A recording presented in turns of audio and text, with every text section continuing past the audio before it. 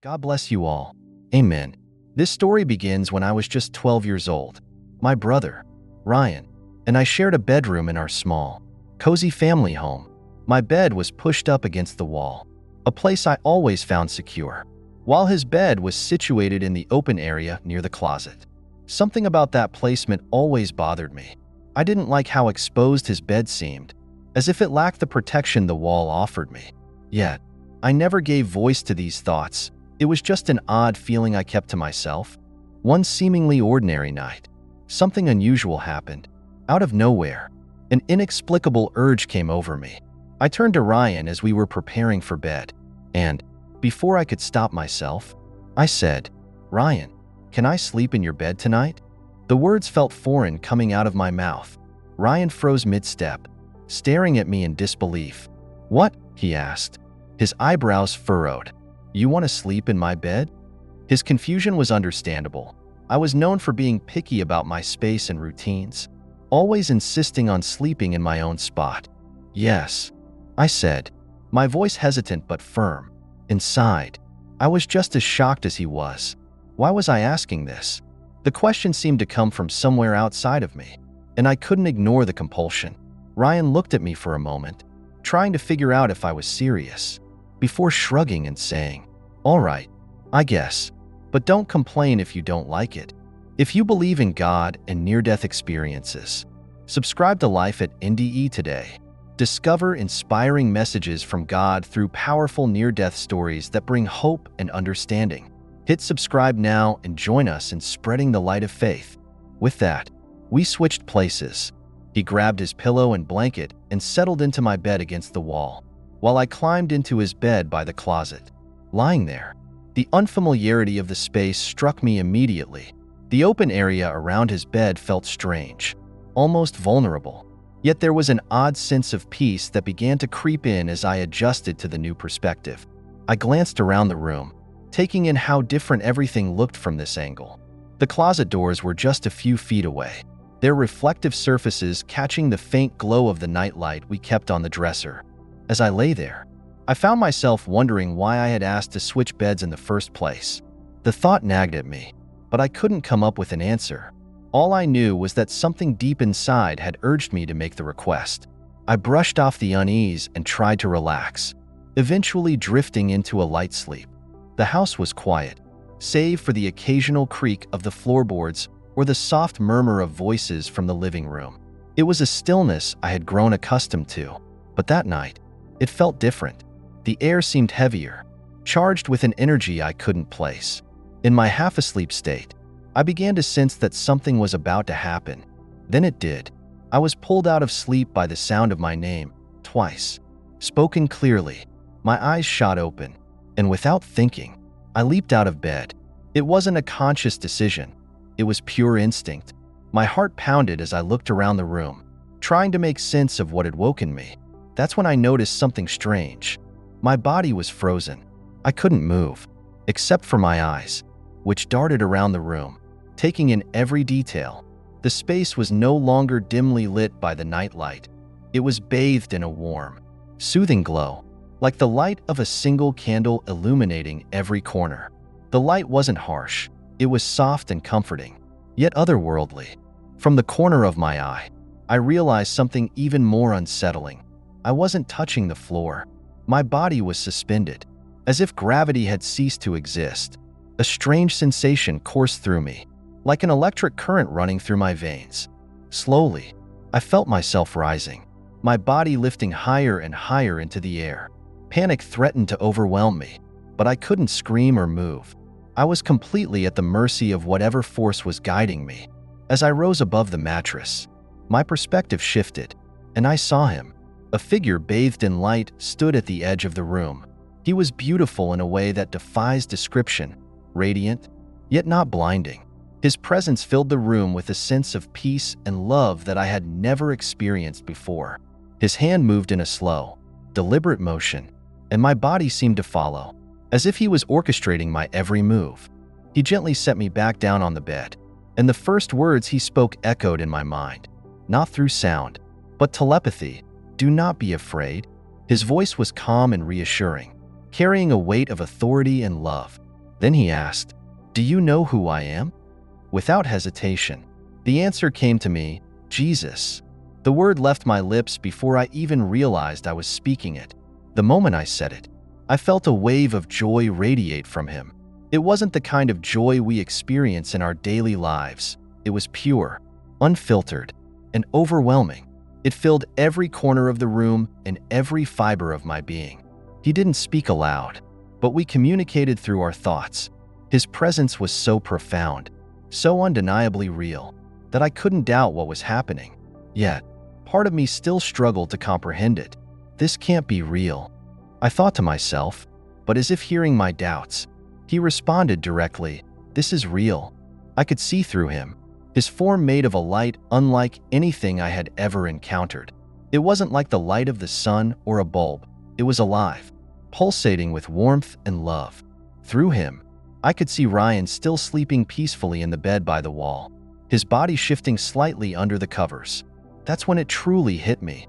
This wasn't a dream. This was happening. As I sat on the bed, still frozen in disbelief, the room remained illuminated by the same soft, otherworldly glow. It was unlike anything I had ever seen before. It didn't flicker like candlelight or have the artificial sharpness of an electric bulb. Instead, it felt alive, a light that carried with it a sense of calm and purpose. My body, though no longer suspended in the air, still tingled from the strange, electric sensation I had felt moments earlier. Jesus stood before me, his radiant presence filling the room. I couldn't take my eyes off him, though it was impossible to fully describe what I was seeing. He wasn't a solid form, yet he wasn't entirely transparent either. His light seemed to pulse gently, almost as if it were breathing. As I looked closer, I realized that this light wasn't just emanating from him.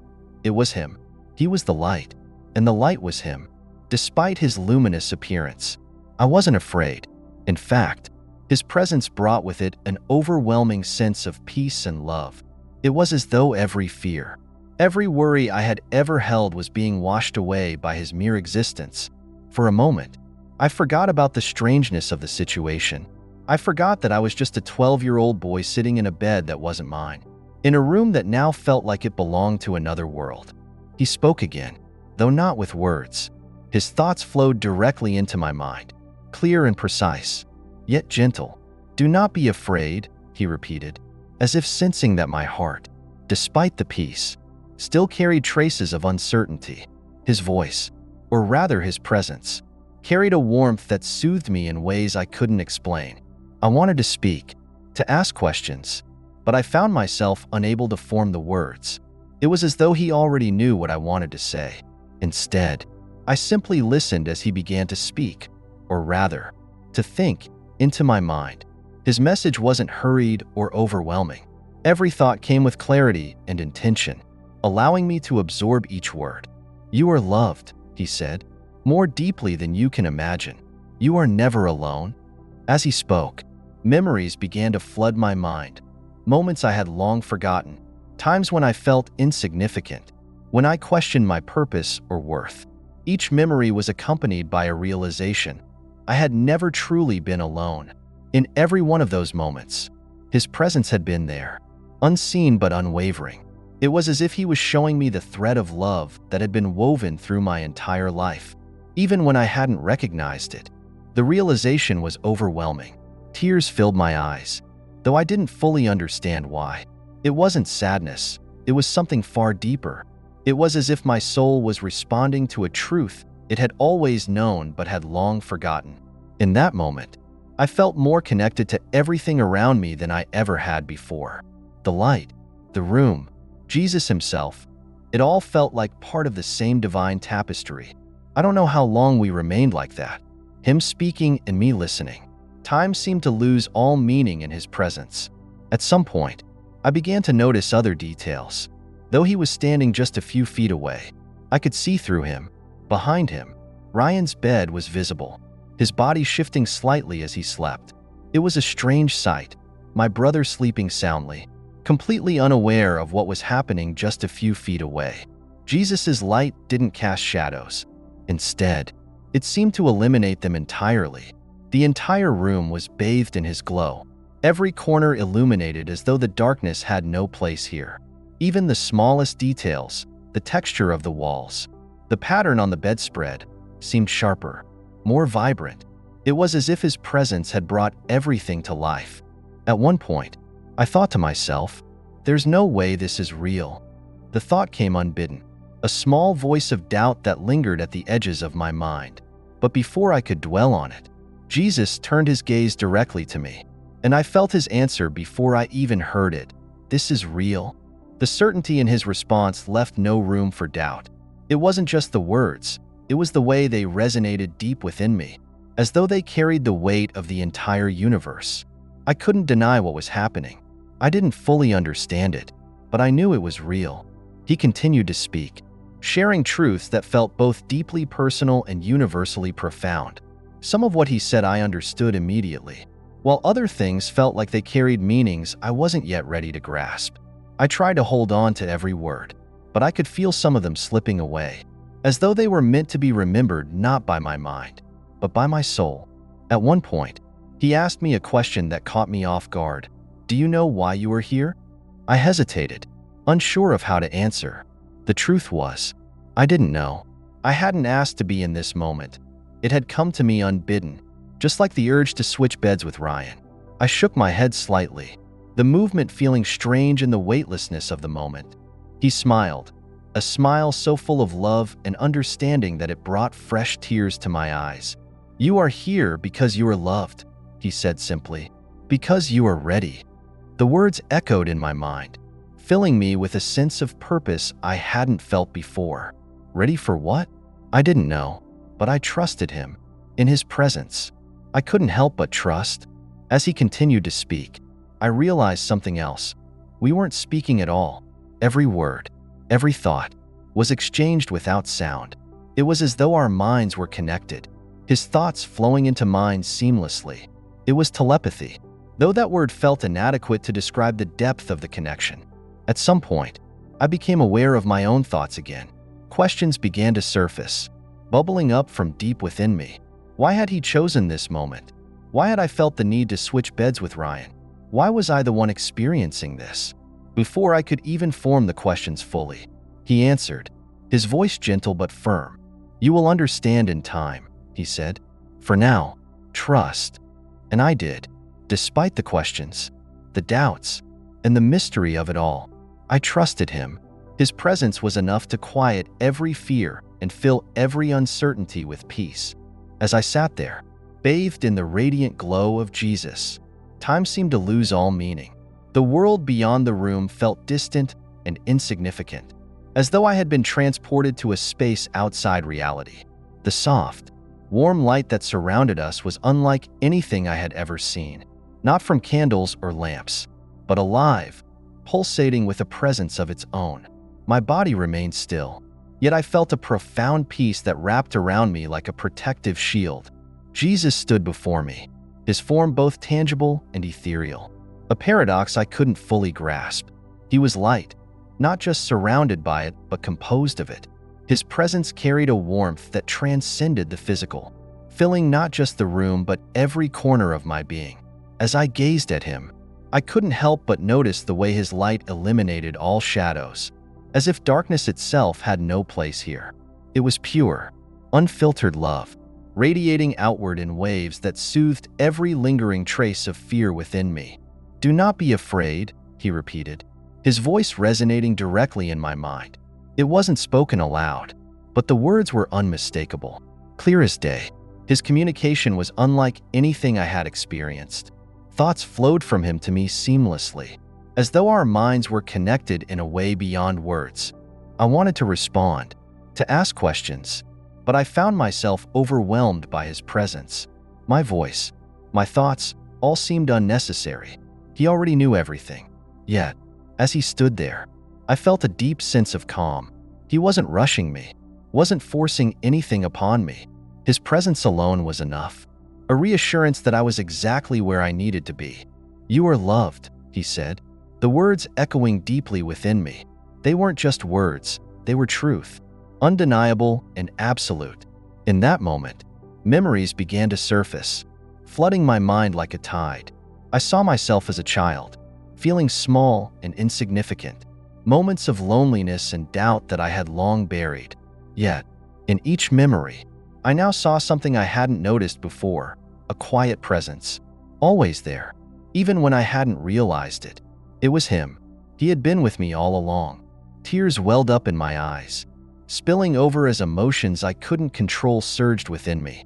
It wasn't sadness, it was something far deeper, a sense of being known and loved in a way I had never imagined possible. His love wasn't like human love. It was infinite, boundless, and unconditional. It filled every part of me, reaching places I didn't even know were empty. As I wiped the tears from my face, I noticed something strange. Though he was standing only a few feet away, I could see through him. His form, made entirely of light, was transparent, revealing the room behind him. I saw Ryan still sleeping soundly in my bed by the wall, his body shifting slightly under the covers. The sight grounded me, a reminder that this extraordinary moment was happening within the ordinary confines of my own home. "You are never alone," he said again, his words carrying a weight that settled deep within my soul. "Even in your darkest moments, I am with you." The truth of his words resonated so strongly that I could only nod. I wanted to speak, to thank him, but words seemed inadequate. He didn't need my thanks, he already knew. Instead, he continued to speak, his thoughts flowing into mine with perfect clarity. He told me of love, not just his love for me, but the love that exists all around us, in every moment and every person. It was a love that connected everything, a thread weaving through the fabric of existence. As he spoke, I became aware of another sensation. It was subtle at first, a gentle pull that seemed to come from deep within me. The light around us grew brighter, more intense, and I felt myself being drawn closer to him, not physically, but spiritually. It was as though my very essence was moving toward him, drawn by an irresistible force. He extended his hand toward me, and though he didn't touch me, I felt his presence envelop me like a warm embrace. "Do not fear," he said again. "What you feel is love, pure and unending." The words washed over me like a wave, carrying with them a sense of completeness I had never known. This wasn't just an encounter with Jesus, it was an encounter with love itself. It was a love so vast, so encompassing, that it defied explanation. It healed, it comforted, and it transformed. In that moment, I felt whole in a way I never had before. I wanted to stay there forever, to remain in his presence. But I sensed that this moment was meant to be fleeting. The light began to shift, its focus moving away from me and towards something beyond him. For the first time, I noticed a doorway at the edge of the room, a shimmering portal that seemed to lead somewhere beyond my understanding. "You are ready," he said, his voice filled with kindness and reassurance. "But you must trust." Trust. The word resonated deeply, though I didn't fully understand its implications. I felt a nudge, a gentle encouragement to move toward the doorway. My heart raced as I stood, my legs trembling beneath me. As I took a step forward, the light from the portal grew brighter, its brilliance filling my vision until it was all I could see. Then, just as I was about to step through, I woke up. I was back in Ryan's bed, my body drenched in sweat and my heart pounding in my chest. The room was dark again, illuminated only by the faint glow of the nightlight on the dresser. For a moment, I thought it had all been a dream, but as I sat up and looked around, I knew that wasn't true. The peace I had felt, the love I had experienced, it was still with me, lingering in the air like a soft echo. I glanced over at Ryan, who was still sleeping peacefully in my bed. He stirred slightly, completely unaware of the extraordinary event that had just unfolded. I lay back down, staring at the ceiling, my mind racing with questions. Why had I felt the urge to switch beds? Why had Jesus chosen that moment to reveal himself to me? What did it all mean? I didn't have the answers, but I knew they would come in time. For now, all I could do was trust. Trust in what I had seen, trust in what I had felt, and trust in the knowledge that I was never truly alone. When I woke up the next morning, the sunlight streaming through the window felt almost surreal. The room was the same, with its familiar furniture and faint hum of life around me. Yet, nothing felt normal. I had experienced something extraordinary, something that defied explanation, and the memory of it was as vivid as the moment itself. As I sat up, I looked over at Ryan, still sound asleep in my bed. He had no idea that, while he slept peacefully, my world had been turned upside down. I slipped out of bed quietly, not wanting to disturb him, and wandered into the kitchen. The house felt ordinary, filled with the usual sounds of my family starting their day. Yet, I couldn't shake the feeling that I had changed. My hands trembled slightly as I poured a glass of water. Questions churned in my mind. Why had I switched beds with Ryan? Why had Jesus appeared to me? What did it all mean? For the rest of the day, I moved through life like a shadow of myself, replaying every detail of the previous night in my mind. The glowing light, his radiant form, the profound peace that had filled the room. It all felt so real, more real than anything I had ever known. But I couldn't tell anyone. How could I put into words something so overwhelming? Something I barely understood myself? My family went about their routines, unaware that I carried this incredible secret within me. As the days passed, I found myself seeking moments of quiet. I would sit in my room, staring at the spot where Jesus had stood, hoping to feel his presence again. Sometimes, when I closed my eyes, I could almost sense it, a faint warmth, a whisper of peace that reminded me I wasn't alone. But other times, doubt crept in. What if it had all been a dream? What if my mind had played tricks on me? These thoughts were fleeting, though, because deep down, I knew the truth. What I had experienced was real. I started noticing changes within myself. Things that once seemed important, arguments, small frustrations, material possessions, began to fade into the background. Instead, I felt an overwhelming desire to show kindness and love to the people around me. It wasn't something I forced. It just came naturally. It was as if the encounter with Jesus had awakened something within me, a deeper understanding of what truly mattered. Yet, I kept the experience to myself. Fear held me back. What would people think if I told them? Would they believe me? Would they laugh, dismissing it as a childish fantasy? These thoughts made me stay silent, even though the memory of that night grew stronger with each passing day. One evening, as I sat alone in my room, I found myself praying, not with words, but with my heart. I asked for clarity, for understanding of what I had experienced and why. Almost immediately, a wave of warmth washed over me, a sensation so familiar that tears sprang to my eyes. It was as if Jesus was answering me without words, reassuring me that I was exactly where I needed to be. A memory from that night resurfaced, clearer than ever. "You are ready," Jesus had said. I had heard the words, but I hadn't understood them. Ready for what? The answer didn't come, but I felt a deep sense of trust. Whatever lay ahead, I would face it knowing that I wasn't alone. Over the next few weeks, I started noticing small moments that reminded me of his presence. A stranger's kind smile on a hard day, a sudden feeling of calm in the midst of stress, or a dream that seemed to bring clarity to my thoughts. Each moment felt like a quiet message, a reminder that he was with me, guiding me even when I couldn't see it. One night, I reflected on the experiences of my life, moments of joy, pain, doubt, and hope. For the first time, I saw them differently. They weren't random or meaningless. Each one felt like a thread in a larger tapestry, carefully woven together to bring me to this moment. The realization was humbling. It filled me with gratitude, not just for the good times, but for the challenges as well. Everything had led me to this understanding of his love. Despite this newfound clarity, I still struggled with the idea of sharing my story. I wanted to tell someone, to speak aloud the truth of what had happened, but fear of judgment held me back. I worried people would dismiss me, think I was imagining things, or accuse me of seeking attention. The weight of these fears was heavy, but they couldn't diminish the certainty I felt in my heart. What I had experienced was mine, and nothing anyone said could take that away. I began to accept that I didn't need to have all the answers. The why, the how, and the what, it didn't matter. What mattered was trusting in the love I had felt, trusting in the knowledge that I was never alone. That trust became my anchor, grounding me in moments of doubt and uncertainty. Looking back, I realized that the encounter with Jesus hadn't just been a singular event. It was the start of something much greater, something that would continue to unfold throughout my life. His love had transformed me, opening my eyes to a deeper truth about the world and my place in it.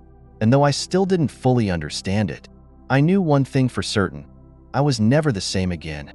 Months passed, yet the memory of that night remained vivid in my heart. The experience was like a quiet flame within me, warming my soul in a way that nothing else ever had. I didn't fully understand what had happened, but I knew it was real. Jesus had appeared to me, spoken to me, and filled me with a love that was unshakable.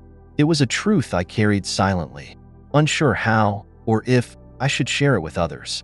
At first, I tried to return to normal life, but I wasn't the same. Everything around me seemed different, though nothing had changed. The ordinary moments of my day took on new meaning. A bird's song, the laughter of a child, the kindness of a stranger, each felt like a glimpse of something divine, a reminder of the love I had experienced. Despite this newfound awareness, I struggled with questions that wouldn't leave me. Why had Jesus chosen to reveal himself to me? What did he mean when he said, "You are ready"? Ready for what? I felt unprepared, even unworthy, of such an encounter. The questions swirled in my mind, but answers didn't come. One evening, as I sat alone in my room, I prayed silently. I asked for guidance, for clarity, for the strength to understand what I was meant to do. As I closed my eyes, I felt a familiar warmth, a gentle presence that reassured me I wasn't alone. It wasn't the same overwhelming radiance I had experienced that night, but it was enough. The peace that washed over me was unmistakable, a quiet reminder to trust in his plan, even if I didn't understand it yet. Gradually, I began to notice small moments that felt like echoes of that encounter. A friend reaching out at just the right time, a sudden sense of calm during a stressful day, or a dream that seemed to carry a message. Each moment reminded me of his words, "You are never alone." It was as if Jesus was gently showing me that his presence wasn't limited to extraordinary events. It was woven into the fabric of everyday life. But sharing my story was still difficult. I feared the judgment of others, worried they wouldn't believe me or would think I was imagining things. My family was deeply rooted in their own beliefs, and I didn't want to upset them. So, I kept it to myself, letting the memory shape me quietly from within. Eventually, I confided in a close friend. I chose her because I trusted her, and I hoped she might understand. Sitting across from her at a coffee shop, I nervously recounted the events of that night, my hands trembling as I spoke. She listened intently, her eyes widening as I described the radiant light, the overwhelming love, and the words Jesus had spoken to me. When I finished, she was silent for a moment before finally saying, "I believe you." Her words felt like a weight lifting off my chest. She continued, "And honestly, it explains a lot. I've noticed a change in you. There's a calmness, a kindness that seems deeper than before." Her response gave me the courage to share my story with others, though I did so cautiously. Some people were supportive, their eyes lighting up with wonder as they listened. Others were skeptical, their polite smiles betraying their doubt. And then there were those who dismissed me outright, their disbelief cutting deeply. But no matter the reaction, I remained firm in my truth. What I had experienced was real, and nothing anyone said could change that. Over time, I realized that sharing my story wasn't about convincing others. It was about living out the love I had been shown, reflecting the light I had seen in Jesus. Whether people believed me or not didn't matter. What mattered was letting his love flow through me, touching the lives of those around me. One day, as I reflected on everything that had happened, a thought occurred to me. Maybe being ready didn't mean having all the answers. Maybe it simply meant being open to love, to trust, and to the unknown. Jesus hadn't appeared to me because I was perfect or special. He had come because I was willing to listen, to trust, and to let his presence transform me. This realization brought me a profound sense of peace. I didn't need to understand everything or have a grand plan.